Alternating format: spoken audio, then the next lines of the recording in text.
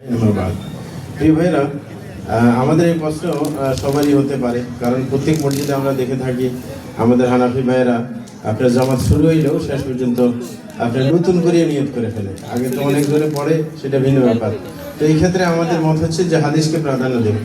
রাসূল আকরাম সাল্লাল্লাহু আলাইহি ওয়াসাল্লাম যেটা বলেছেন যে উকিমাতুস সালাহ ফালা সালাতা ইল্লা মাকতুবা, যে যখন নামাজ দাঁড়িয়ে যায়, মানে নামাজ শুরু হয়ে যায় ফরজ নামাজ, তখন ওই নামাজ ছাড়া অন্য কোনো নামাজ চলবে না।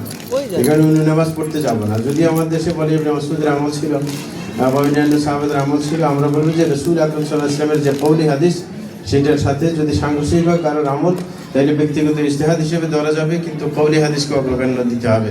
কওলি হাদিসটাই আমরা মানার চেষ্টা করবো অবশ্যই ইনশাআল্লাহ।